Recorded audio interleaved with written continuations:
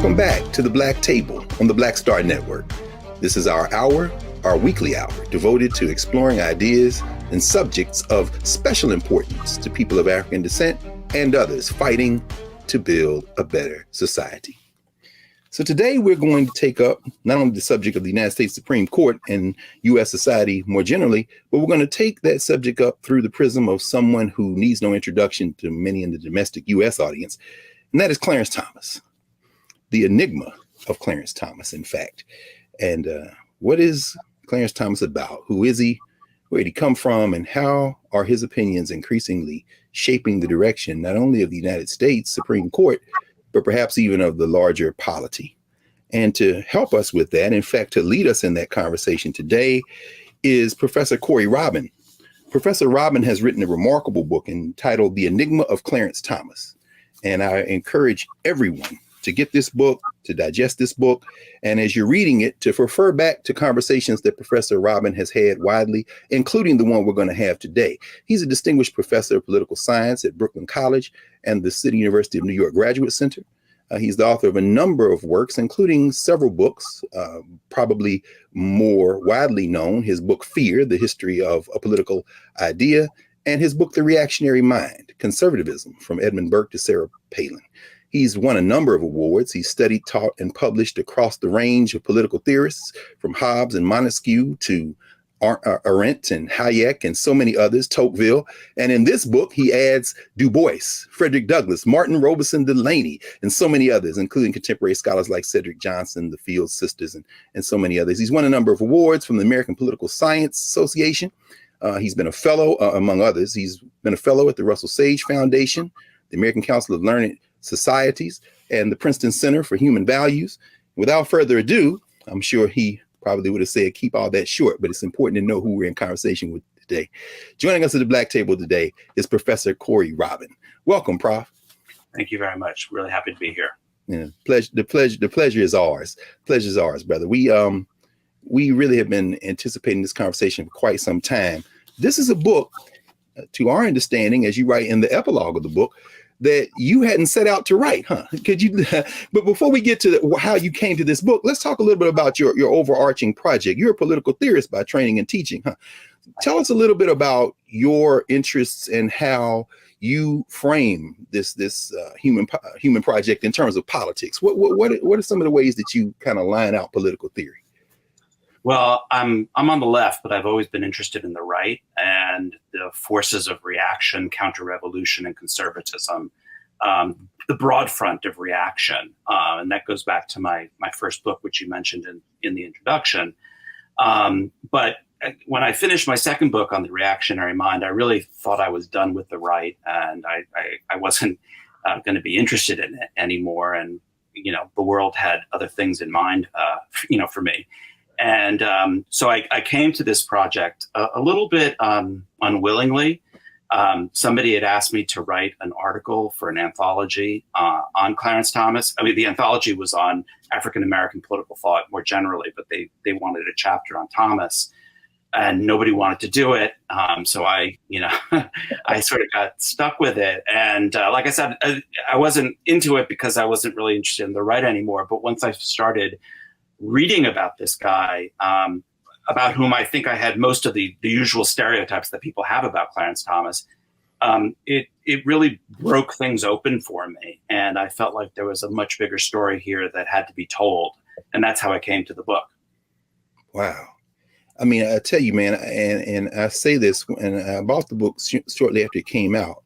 And as I said before we started talking for the recording, I teach a class at Howard Law School, and I just carried the book in the class with me. I'm like, do y'all understand how closely Clarence Thomas's ideas, his upbringing and formation mirror that of so many Black people in this country? And there's virtually nothing that I'm aware of that approaches Thomas's judicial philosophy, his politics, through the lens that you do. In fact, you say, what is it, that Clarence Thomas's life and work somehow is the story of the last half century of American politics, including our many defeats, some of our triumphs, but ultimately kind of traces it out. And finally, as someone who is probably would be characterized as a Black nationalist, certainly a Black internationalist, and you write that he doesn't really have much interest in Black internationalism, you say, well, I didn't set out to frame him as a Black nationalist necessarily the way we would talk about Black nationalism, but I'm looking at the overlap of conservatism and Black nationalism. But Prof, you call Clarence Thomas a Black nationalist, man. Help us understand that. This is the thesis of this book. Could you talk a little about what is the thesis of the Enigma of Clarence Thomas? Sure. Well, it starts with who he was as a younger man. And I can get into much more detail about that, as the show goes on. But for his formative political years, he was a Black nationalist. He had come north from the South. He was a student at Holy Cross, and he helped found the Black Student Union. He was part of a cohort of Black male students who was recruited in 1968. And he helped form the Black Student Union, as I said, and they had a manifesto that he was the secretary treasurer. And if you look at the principles of that manifesto and the principles by which these guys acted, and they were guys because it was still an all-male college, they were very much in concert with a lot of the Black nationalist tenets of the late 1960s and the early 1970s. Very hostile to certain kind of integrationist ideas, very much in favor of Black separatism, very much uplift the race kind of philosophy, and they saw themselves as, and Thomas in particular saw himself as a race man, as very much believing that the fate of Black people depended upon Black men. And so, one of his formative influences was Malcolm X. He memorized all the speeches, not all the speeches, but many of the speeches of Malcolm X by listening to them on records. That's how people used to pass those around back in the day. Was just very much steeped in that philosophy, also quite confrontational. He led the big student walkout in his junior year against General Electric because of their recruiting practices. So it was a real part of his formation. And the important thing to say about all this is, as he moves to the right in the mid 1970s, what's interesting is how little of this earlier formation he gives up. People have noticed along the way that he was once a Black nationalist as a student, but the assumption was, well, he moved to the right and then junked it all. And what I found, that's what makes this a story, is how little of that he gave up. And so that's the real thesis of the story is this marriage, as you say, between kind of Black conservatism and Black nationalism. And thank you, Prof. And particularly for our younger folks and our students out there, including law students, law professors, and others, you are building your analysis with a methodology that had you engage the entire arc of his judicial opinions, huh? I mean, what'd you say, by 2018, he's over 700. You and your assistants, y'all actually went through all of his stuff? Yeah, and I should say these opinions are long. They are not short. He's known for writing sometimes 100, 200-page long opinions. And what's fascinating about him is how steep they are in Black history. Not all of them, obviously, but quite many of the significant ones. And steeped in Du Bois and steeped in Frederick Douglass, steeped in the historiography of Black history, the story of Reconstruction. He cites extensively from Herbert Aptheker, who was a white historian, but a member of the Communist Party, the pioneering historian of slave rebellions. So it is not just, little things he dabbles on here and there. It really drives a lot of the jurisprudence, and it's all there on paper for people to read. That is remarkable. I mean, as we said, you divided it out into a kind of 3-movement story, race being the first 3 chapters, and then you pick up chapters 4 through 6 in capitalism, and then end up the last 3 chapters in constitutionalism. But it's fascinating to the point you're raising and that you wrote about in chapter 5, for him to go so deeply into civil forfeiture and actually stand against it. One of the few things he does stand against in terms of the power of the state, but to cite extensively Eric Foner and Reconstruction, even more so than Ruth Bader Ginsburg, who ends up on the other side of it. I mean, I think people don't, as you say, this is really going to be a revelation for folk who think that he changed. He didn't change that much. I mean, and when you cite, for example, some of his influences, including Louis Farrakhan, the fact that he was a big fan of and is a big fan of Spike Lee movies. I mean, I think some people are going to be shocked by this, problem. I certainly was, when I found this all out, and it's really, really, really interesting. I mean, you talked about the civil forfeiture stuff, but also, it's the takings clause, which is a provision of the Fifth Amendment about the taking of property, and what's fascinating there, he has a big case coming out of New Haven, and he talks about urban renewal is black renewal, which was, a kind of, urban renewal is black removal, right. Which was, a big slogan and motif. That's right. In the black community, James Baldwin made it very famous in an interview he gave with Kenneth Clark.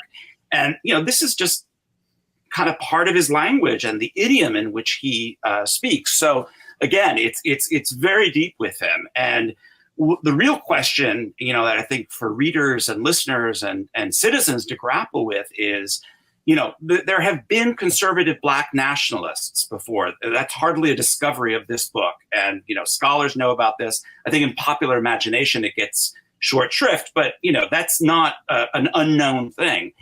We have not had a conservative black nationalist Supreme Court justice before. That's right. And that's the story that I think we really have to come to terms with, because I think it alters our understanding of the Constitution.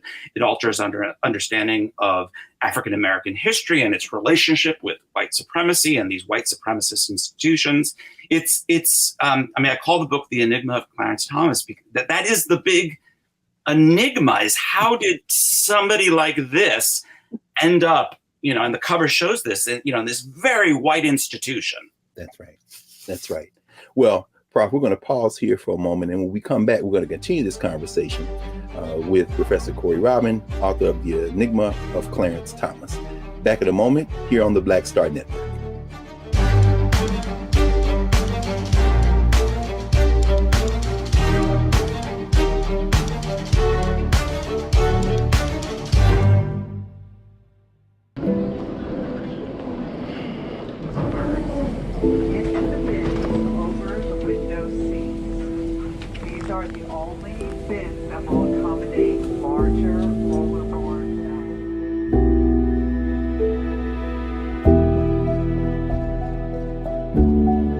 Put 10 in here? 10, and you don't come out till you die. And you eat him, you eat 10. Oh my God. So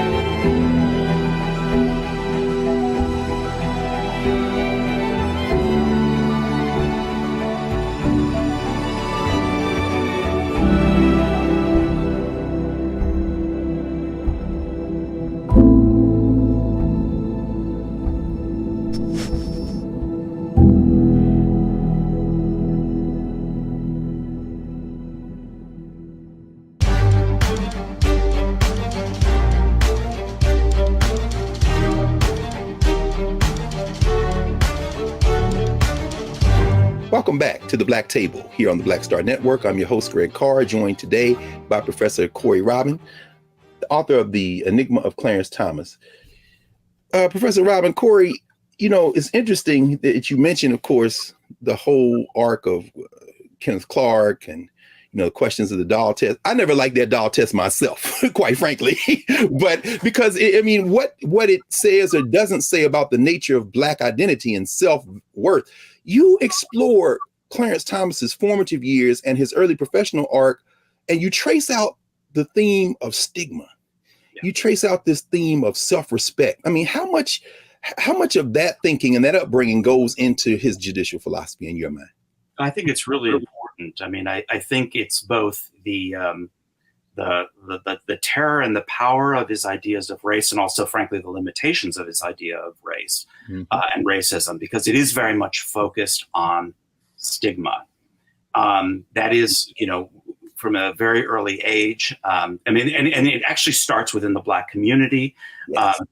Clarence Thomas was born in Pinpoint, which is a very poor town on the coast of the Atlantic in Georgia, not far from Savannah. And when he's about 5 or 6 years old, he moves to Savannah, where he's to move in with his grandfather, who's a kind of, I mean, you would say today middle class, except, you know, was not from a middle class background himself, was very working class.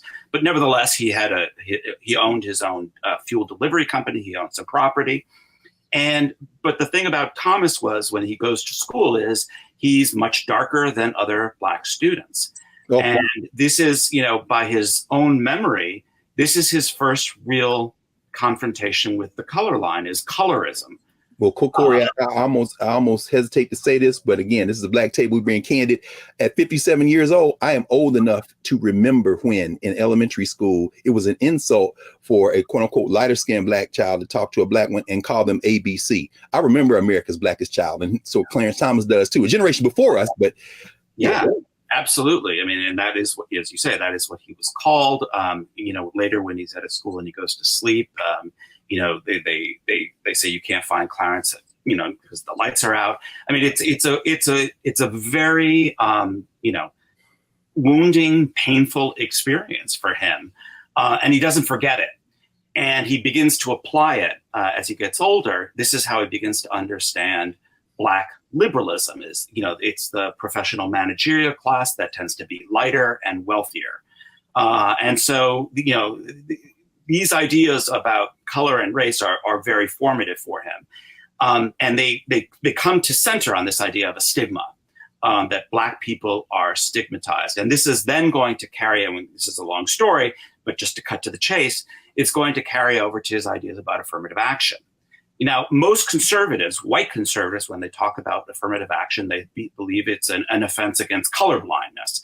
And what's interesting about Thomas, even though his white conservative fan base thinks he's a colorblind jurist, he's anything but that. He's the complete opposite of that. Yeah. And for him, one of the key wrongs of affirmative action is how it stigmatizes Black people.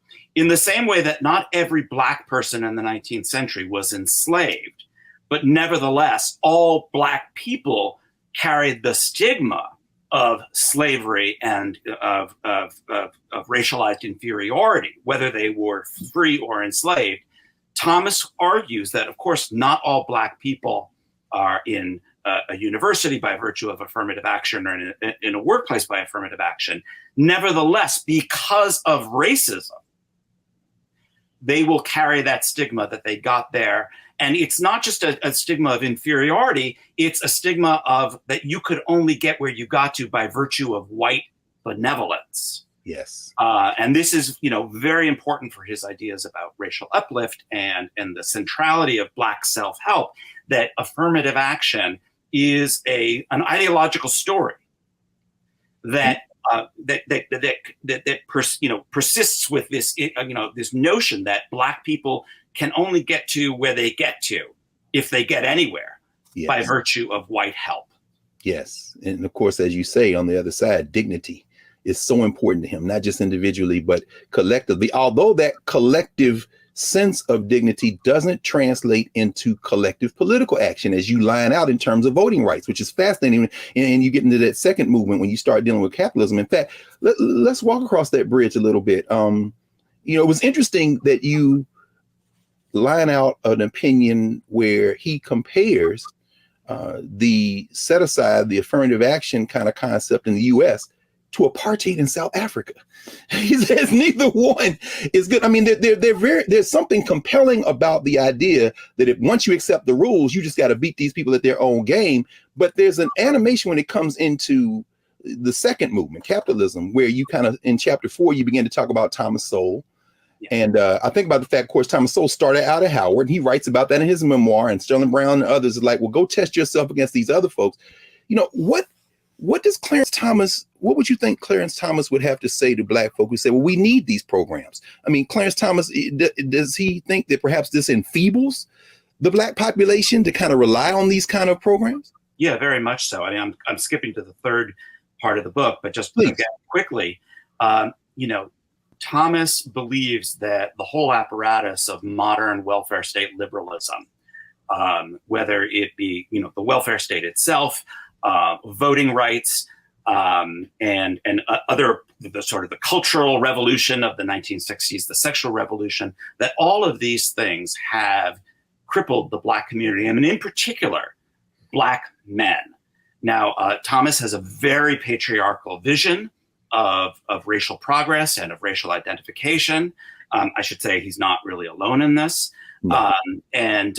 He really, he says it well into this time in the Reagan administration in the mid 1980s in a speech he gives in Savannah at a Black college in HBCU. Ironically, of course, Savannah State, right there near his hometown, no question. Yeah. Exactly. And he says, I'm getting to get the quote on, but the future or the fate of the Black race depends upon the Black man. And this is not in his, young undergraduate days. This is when he's, a member of, the head of the EEOC in the Reagan administration. And so this is, for him, all of these liberal programs have weakened Black men. And for him, if you were to say to him, we need these programs, that is a statement of abjectness, of destitution so profound and wounding to him that he thinks, you couldn't come up with a greater self-indictment than a statement like that. So he really has this idea of Black sovereignty, Black male sovereignty, I should say. That, the second that it is extended from the state, the white state, and I'll explain what I mean by that in 1 second, that stigma returns and that kind of wound returns, and that it is so crippling and stifling. Now, the reason I say the white state is if Black people help each other, particularly if Black men help their communities the way his grandfather in his memory did, that's a completely different story. So he's not a rugged individualist. And again, he's misread on this by many, many of his fans and his critics. He is not an individualist. He believes very centrally in the importance of communal support. And I put it in quotations because it's really the Black patriarch dispensing his patronage to the Black community. That is his vision. He does not believe is crippling. That he believes is empowering. That he believes is the path of racial progress. And what's more, he says, this is the story of how Black people survived under slavery, under Jim Crow. And it's interesting because I think a lot of the Black academic left, uses that word of survival, persistence, the sort of the Black melancholic left. This is the language of Clarence Thomas as well. Indeed. This is not, an empowered freedom movement, that's, in that sense. It is about the persistence of a subjugated, despised minority in the face of, of everything saying you couldn't survive. It's interesting, Corey, because while that is the language of a lot of the Black left and the Black academic left and kind of professional managerial class, for Clarence Thomas, that perhaps would be viewed, as you kind of described, as a top-down philosophy. He's coming from the bottom up, so to speak. And so, there is a class analysis that you get into, particularly when you start dealing with criminal justice and you start talking about issues of incarceration. In your mind, does Thomas perhaps see himself as a representative of the lower classes, the working classes, the poor? Because he does have a sort of contempt, ironically, since he came out of a couple of those institutions, for this kind of professional managerial class. Could you walk us through some of that? Because he's at the center of power. But when I was writing the book, Cedric Johnson, who was a real influence on the book's conception, and his book was sort of transformative for me, but he read the manuscript and he really pushed on that class dimension, and it's complicated with Thomas. He is from, you can't say the Black working class, but he's certainly from a Black poor. Yeah. And then is raised by his grandfather, who was more the Black middle class. He has a weird class background, and then he becomes part of the Black professional managerial class once he goes to Holy Cross and onward. And on the one hand, he has real contempt for that Black professional managerial class. I don't think he's that strange or rare in that regard. A lot of white PMCs have contempt for other, it's pretty common. And quietly has kept Prof a lot of black too, but let's just be frank about. I'm sure Cedric said that to you anyway. And so there's that kind of contempt, and he claims to be speaking on behalf of the authentic black community that is working class, that is poor, and so on. And yet, as you pointed out in the book, his conception of racial wounds and racial grievances, are very much, with this focus on stigma, for instance, they're very much, PMC type concerns. When he talks about it, it's how you get viewed in the seminar room, how you get viewed in the executive boardroom, how so it's a very rarefied strata, and he's not particularly interested in the kind of stigma that gets attached to black working class men, in inner cities, in high crime areas and so forth. And to the extent that he does talk about that, his answer is, and he's very frank about this, actually. I mean, that's the other thing. He doesn't hide any of this. No. He's very upfront. And his answer is, all the more reason why, if you're black and you're male and you're poor and working class and you live in a city, you need to stay the hell away from anything. My God. Anything that even will attract, even the slightest bit of notice from the police, from the state. All the more reason to stay away. And he claims this is what his grandfather taught him, and that, liberalism has blurred that line to the detriment of the black community. We appreciate you, Prof. I'm sure there are a lot of our viewers right now who had very similar talks in their families. So this is not unfamiliar at all. And it's been really a revelation so far. We're going to take a pause for a moment, Prof. And when we come back, we're going to continue this conversation here at the Black Table with Professor Corey Robin, author of The Enigma of Clarence Thomas, political theorist, student of political theory. And we'll be back in a moment.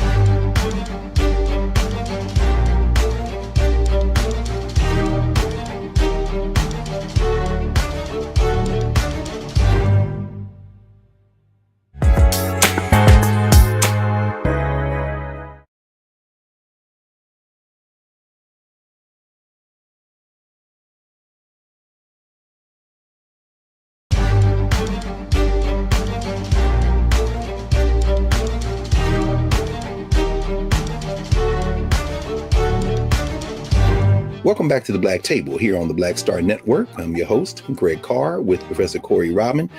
Prof, let's look at how Clarence Thomas, his interpretation of the law, with this political philosophy, with this cultural grounding he has, how that translates into how he reads the Constitution. You write about how at his confirmation, well, first of all, you write about how he never aspired to be on the bench in the first place. And that's fascinating. I'm going to maybe say a few words about that when he makes the transition from EEOC to the bench. But at his confirmations, people might think that he would be an originalist. But in fact, he talks about the Constitution being a living document. And people have accused him of being a kind of doctrinaire when it comes to natural law. But you write, when you go through his opinions, that is in fact not the case. And so if he sees Black people as being able to pull ourselves up by our bootstraps, so to speak, why doesn't that translate, for example, in his assessment of voting rights and constitutional protections? Why doesn't that translate into a philosophy of collective Black political action? Why is he so hard on Black folk when race seems to be a factor in enhancing Black political power instead of the opposite? Any of those things? Sorry, what's that? No. Go right ahead. I'm sorry. Yeah. So, I mean, this is, in a lot of ways, I think you get into the real kind of darkness of his worldview. And it's a very conservative one in this regard, which is that the more adversity, the harder things are, the more heroic the efforts that will be launched in response to that. It's a very masculinist view. Yes. It's a very, in some ways, it's a kind of very Catholic view. He quotes from Thomas Aquinas, to justify these kinds of views. But again, he's not shy about this. And so for him, the thing about voting rights I mean, there's a lot of things he has a critique of voting rights, but is that, again, it all depends. Well, it all depends upon white beneficence. This is a country in which there is a white majority and black people are in the minority. And in fact, he gives this very famous interview to Juan Williams in the 1980s. Juan Williams, back then when he was at the Atlantic. And he says, let's assume that you could parcel out political power to every group by percentages, group rights kind of a point of view. Mm-hmm. He says, who's going to come out on top and who's going to come out on the bottom? White people are always on top. Black people will always be at the bottom. And the more you depend upon white actors, white benevolence to secure your status. And he says, let's be clear, that's what a lot of these, voting rights, gerrymandered decisions are all about. That's why he compares it to racial apartheid, is that these are all under the control of white political actors. And that which is given to you and which you depend on as a gift can and will be taken away. Corey, that sounds remarkably close to, not the same as, but it certainly overlaps with somebody who you say Clarence Thomas actually gives favorable reviews to, and that's Derek Bell. Yeah. Yeah. I mean, in 1987, 88, he reviews one of Bell's books in the Wall Street Journal, and it's a remarkably sympathetic view. It's also very, similar to what Marcus Garvey said about the vote. Absolutely. It's that the state, the political, because it is necessarily, by definition, especially in a democracy, it is the sphere of the white majority. Black people will always, come out on the bottom and can't depend upon it, and therefore should turn to a different sphere altogether. They should give up on politics, not just voting, but protest politics, social movements, community organizing, the whole panoply of Black politics. They should give up on. And so again, people read these opinions about, on voting rights. He has not been shy about this. No. And one of the frustrations I have is that, people think that Clarence Thomas, if he says anything that sounds Black nationalist or he quotes Malcolm X, he's somehow lying. This is a guy who's willing to say some of the most horrific things. Yeah. He's not shy about it at all. So why would he want to dress it up in any way? It doesn't really, add up. But he's just, like I said, very, very forthright on the question about voting rights and about politics. And I call this white state black market, this part of the book. And that is why he really turns to the market and has, I think, a completely absurd idea about capitalism and its separations. But again, not unprecedented.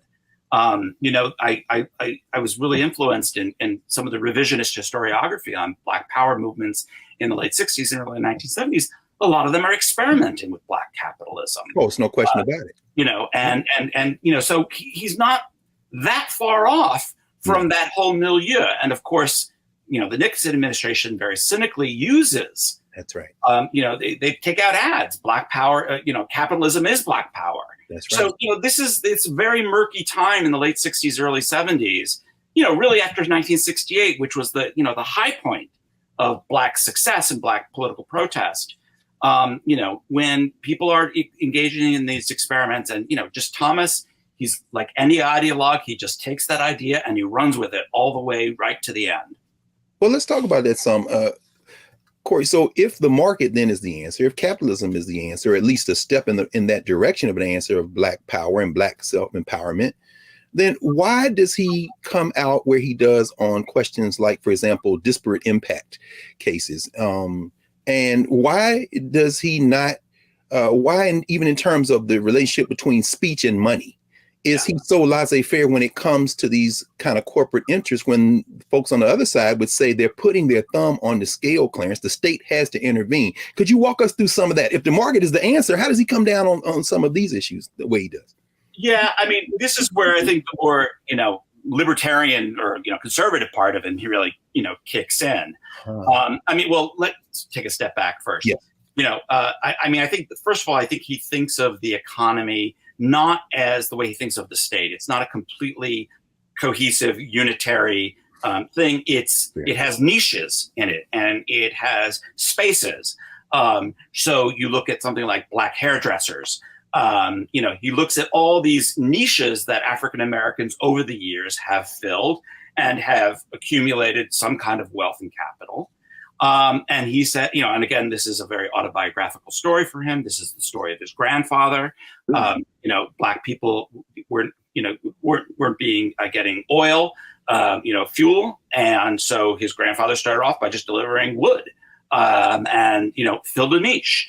And he really thinks that that is the way that capitalism works. And it's also very Booker T. Washington, very Isaiah Montgomery, very Marcus Garvey, as you say.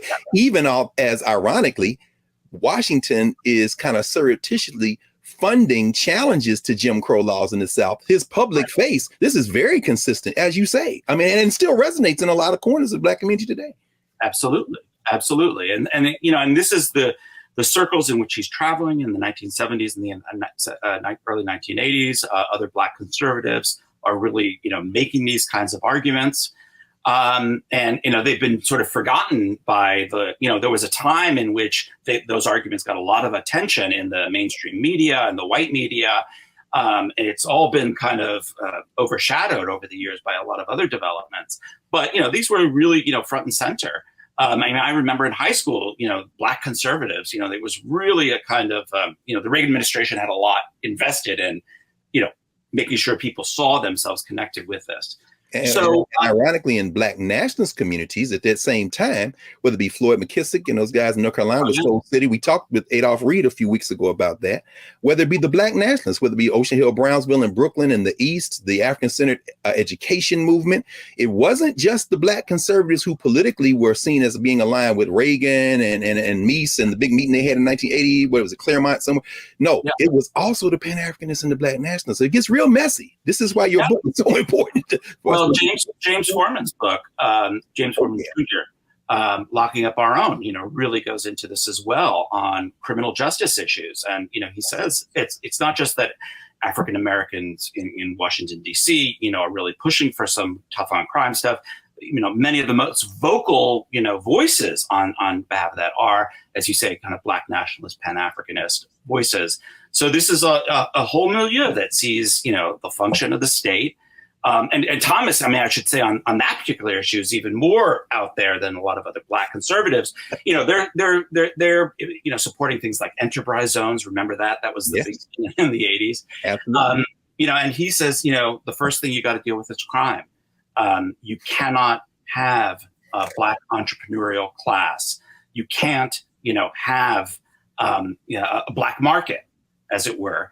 Unless you've got crime under control. And if you look at some of his crime decisions, what's fascinating about them on the court, who are the victims of those decisions? It's oftentimes Black participants in the market, women, grandmothers who can't go to the corner store because there are gangs on the street, home sales that are not happening in the Black community because crime rates are high. He's got a very clear sense of the connection between harsh criminal justice, the penal state, and the Black market. That the penal state creates Black market actors. And, again, people say, well, how could you be a Black nationalist and, support a harsh penal state? Again, as we've just been discussing, that's not unprecedented, number one, but he has an analysis of this. That's right. This is how you create particularly Black male market actors.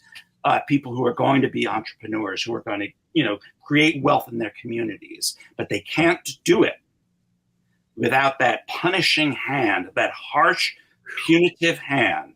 And in a way, if you were to say to him, but that state is racist, I think in his, bleakest, most honest moments, what he would say is the more racist, the better.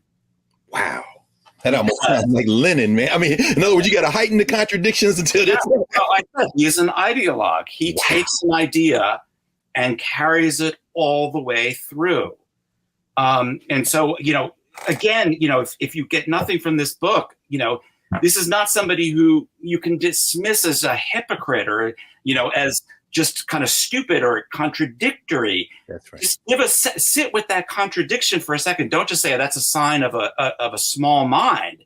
Ask yourself in good left radical fashion, what does the contradiction reveal? How is it that one can make sense, a unity of that? And once you do that, you'll see that's what he was saying all along. My goodness. My goodness.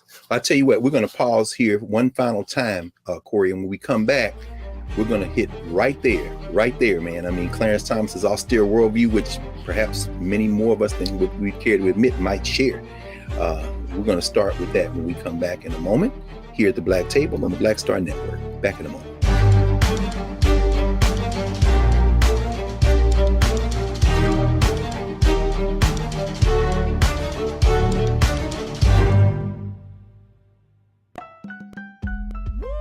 We're all impacted by the culture, whether we know it or not. From politics to music and entertainment, it's a huge part of our lives, and we're going to talk about it every day right here on The Culture with me, Faraji Muhammad, only on the Black Star Network.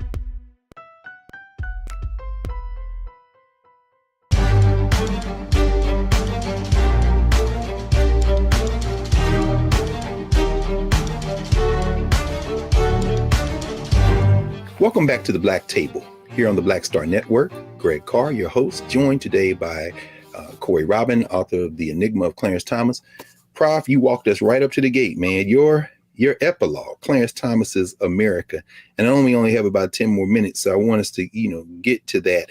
But I can't resist asking you about in that last third, in your third movement, when you talk about the white Constitution and the Black Constitution, Clarence Thomas's worldview is one that, in so many ways, many of us find some common kind of consensus building. Race, you talk the permanence of race, the fact that we've got to fight our way through this. Walk us through those last couple of chapters, 8 and 9, if you can, just in the Black Constitution and the White Constitution. We start talking about the role of the state, the role of the federal government vis-a-vis the state government and state actors. I mean, we don't have time, obviously, for you to go through everything, but could you give us a broader view of how Clarence Thomas looks at the function of the state and trying to address some of these issues and what it can and can't do? Sure. The first thing to say, as you said, is Clarence Thomas has two constitutions in mind. One is the Black Constitution. This is the Constitution that's created out of the Civil War, the struggle over emancipation, essentially, with the Reconstruction Amendments. And he's very clear that that Constitution revolutionized the relationship between the national and the state governments and empowered the national government, he thinks, mostly for the worse. And then there is the White Constitution, the Founders' Constitution, the Framers' Constitution. And people oftentimes say, how could somebody who's a Black nationalist believe in that original Constitution? Well, remember what his originating philosophy is. Black people survived an American version of a totalitarianism, and that's what he calls it. It's this American totalitarianism. If they can survive that, they developed virtues and skills and habits and customs and tactics and strategies that we need to go back to. And he says, people think that I'm anachronistic. I am. I want to go backwards in time in order to move us forward into the future. He's very upfront about this. Man, that's a bizarre version of saying Kofor, brother. I'm gonna tell you right. but it's right there. You're saying it's in black and white. All I gotta do is read his opinions. Yeah, exactly. And so he embraces the kind of constitutional transformations that we're seeing today. There's a whole other story about rights there that we probably don't have to get in time to get into, but he really wants a kind of punitive state that will recreate the adversity, the hardship, the subjugation that Black people once experienced, not because he is a sadist and not because he is just having a lark, but because he believes out of that experience will come a kind of new generation of powerful Black men like his grandfather, who will be the salvation of their communities. My goodness. And yeah, you start. Go ahead. No. Please finish your thought, please. No, I mean, and so, with that comes the kind of world that we are increasingly seeing today, where, this is a state that is extraordinarily punitive, but simultaneously cannot protect you. certainly if you're Black, increasingly if you're white. I mean, just think about things like COVID and just the general breakdown of the state apparatus, climate change. We are facing these kind of extinction events. And in this world, and I say it's a mix of Mad Max and Do the Right Thing, which, as you said, Spike Lee is a favorite of his. Yes. What do you have? You have strong men with guns. With guns. Well, in fact, it's interesting that one of the cases you cite when he talks about Second Amendment guarantees and protections is about an elderly Black woman. Yeah. That's fascinating, man. I mean, she got to protect herself out here in the hood. These guys are coming. We read very carefully into those footnotes, I can see. Oh, man. Any work that you've done deserves that kind of close reading, man. That's why I'm telling everybody, you need to go get this book. But go ahead, please. Yeah, but, it was a case out of San Francisco, actually. And it was an elderly Black woman who had a gun. And he talks about this, about the centrality of Black arms in the Black tradition. His Second Amendment, decisions, particularly McDonald versus Chicago, which is about 12 years old now or 11 years old, really goes into how central it was arming Black people during Reconstruction. And he closes that power movement, the Panthers. I mean, we talking about Black militia, Republic of New Africa. Absolutely. Oh, absolutely. I mean, there's a song. Oh God, now I can't remember. It was a song about that not Kathleen Cleaver. No, Elaine Brown, I think, wrote about the centrality of Black men being armed and how central that was to the Black community. And so this is really to the heart of the whole vision. And again, what was once maybe, a vision that was particular to one wing of African-American politics. And again, this is the heart of the book, is now a vision that pervades America. Not pervades American society. That is American society. That is American society. And that's why I hope it's not hyperbolic to say, it's Clarence Thomas's America. And as I said in a recent article, he is not only the most powerful Black person, government official in the United States, which people seem to forget. He is the most symptomatic public intellectual in the United States. I think he is articulating what this country has become and where it is going. And he has seated the federal bench with his clerks, which you kind of began with, which is remarkable. Let me ask you, Prof, as we kind of turn to a close, because, you don't use, obviously, the word dystopian in terms of his outlook lightly.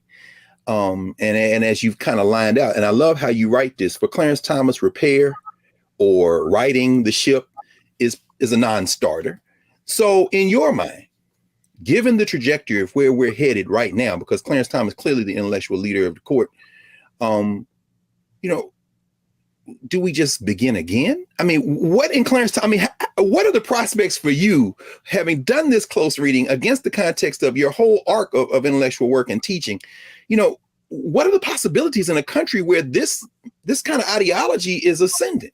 Yeah, I think the first thing we have to remember is that Clarence Thomas didn't come from nowhere.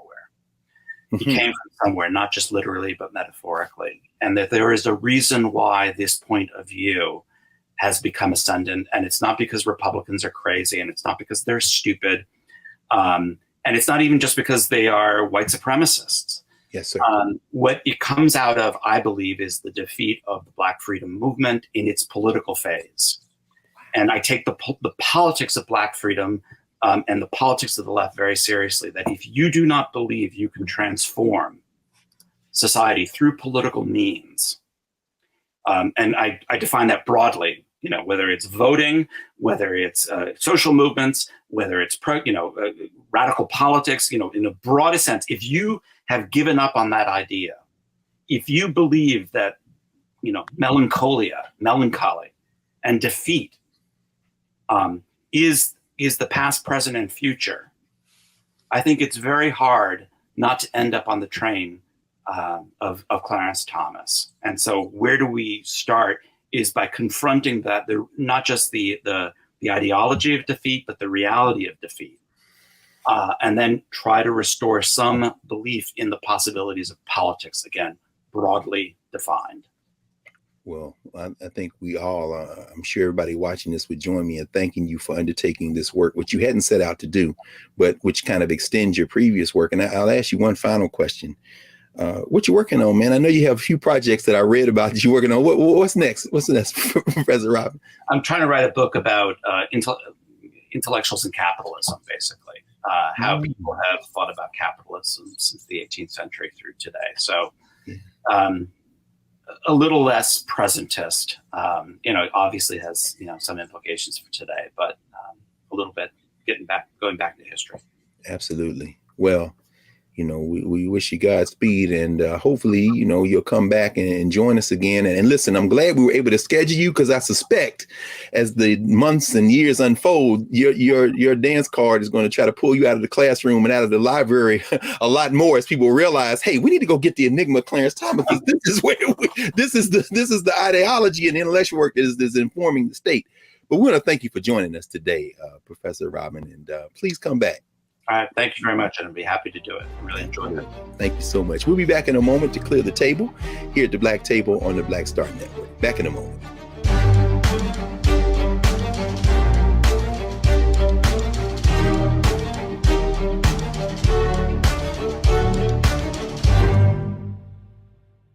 Hi, I'm Dr. Jackie Hood Martin, and I have a question for you. Ever feel as if your life is teetering and the weight and pressure of the world is consistently on your shoulders? Well, let me tell you, living a balanced life isn't easy. Join me each Tuesday on Black Star Network for A Balanced Life with Dr. Jackie.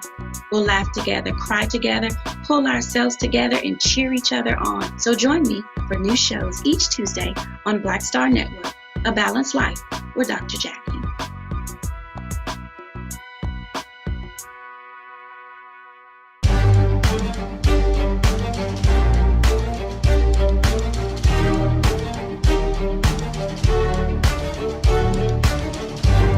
In 1950, when Carter Godwin Woodson passed away here in Washington, D.C., at the age of 75, W.E.B. Du Bois wrote his obituary in a small journal called Masses and Mainstream.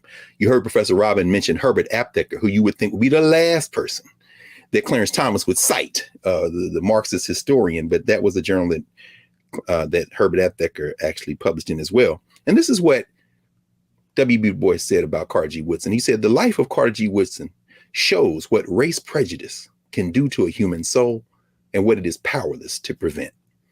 The whole time we were listening to Professor Corey Robin, that quote from Du Bois echoed through my mind, because the life of Clarence Thomas in some ways shows us what race prejudice can do to a human soul and mind and what it is powerless to prevent. And so as we clear the table today, I'm reminded of the song by Jeffrey Osborne, the LTD, Where Did We Go Wrong? If we got to start again, then perhaps, as Jeffrey Osborne reminds us, it doesn't matter who is right or wrong. Doesn't matter who's to blame. We both have to swallow our pride and make this love strong. If you take love out and put country in, maybe we got a shot. Or maybe Clarence Thomas may be on to something. Either way, we got a front row seat to see what happens next. Join us next week here at the Black Table and support the Black Star Network. We'll see you next week.